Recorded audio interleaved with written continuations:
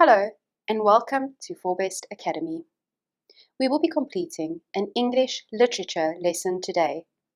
The short story we will look at is The Fly by Katherine Mansfield. Please make sure that you have your short story available to follow.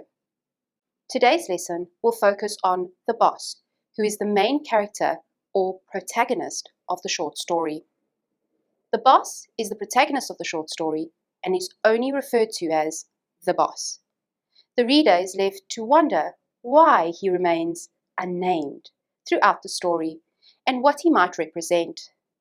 The boss is a successful London businessman that was a former employer of Mr. Woodifield. He appears to be doing very well, and we learn that he has a new carpet, new furniture, and electric heating. The boss loves his office and takes great pride in his accomplishments as a powerful man of status. We know this when he says, as a matter of fact, he was proud of his room. He liked to have it admired. Power and status appear to be very important to the boss. He wants to be seen as strong and masculine. Unlike Mr. Woodifield, the boss pities Mr. Woodifield, who has aged and is now depicted as both weak and frail.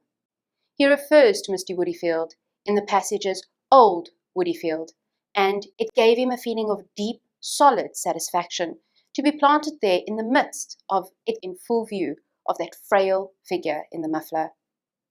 The boss is only 5 years older than Woodifield, but appears to have aged well as he is still going strong. Woodifield was an employee of the boss until he had a stroke, and the two of them reminisce about the past.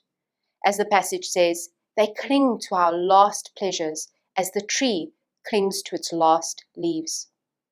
As they reminisce, we learn that Woodifield and the boss had both lost sons 6 years ago in World War I, when Woodifield mentions the girls were in Belgium last week having a look at poor Reggie's grave, and they came across your boys.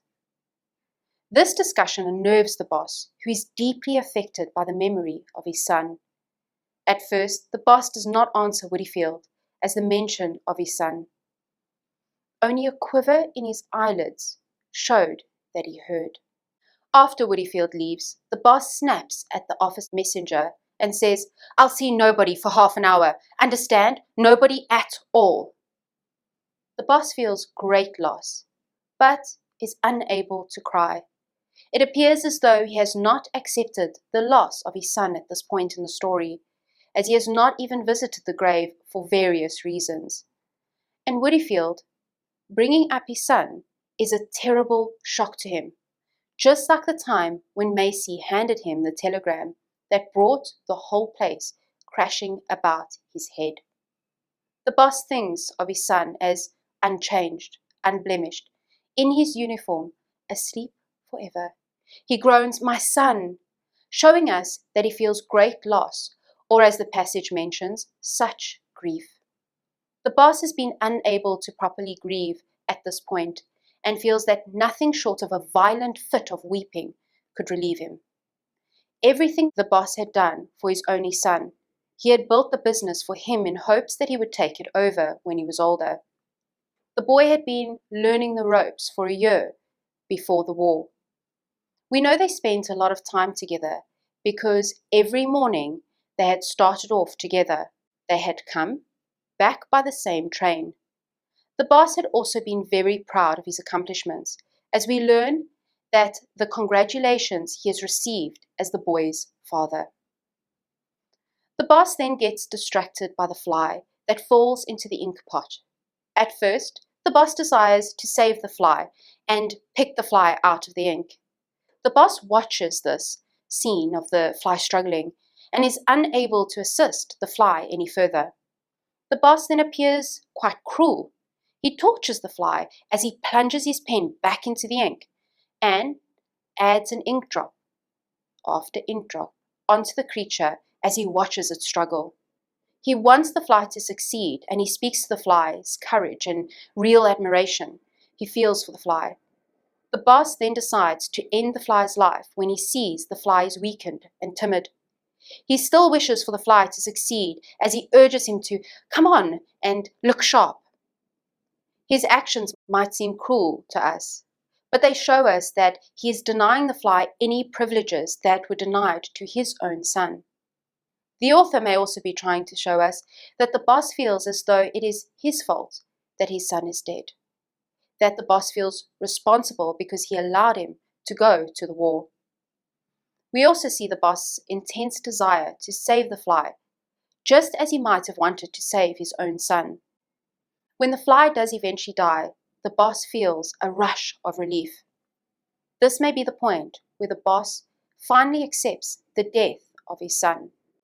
We also learn that the boss feels a grinding sense of wretchedness, blaming himself briefly for his son dying, but he soon forgets, as though he has deliberate amnesia about the events that just happened. At this point, the boss takes on the role of all fathers that had lost their sons in the war, and this is the reason the boss is nameless, because he is depicted as every father whose sons went to the war, who lost their sons, and now who grieve. As mentioned, the boss is seen to pity Mr. Woodifield as a weak and frail man. The boss appears to have aged well and still carries a sense of power and status. We know Mr. Woodifield and Macy respect the boss. However, we begin to see that the boss is not as strong and masculine as he might want others to think.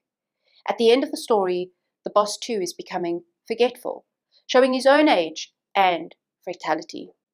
The passage indicates this by saying, "For the life of him, he could not remember." Thank you for listening to this recording. Subscribe to our channel to watch more videos like this one.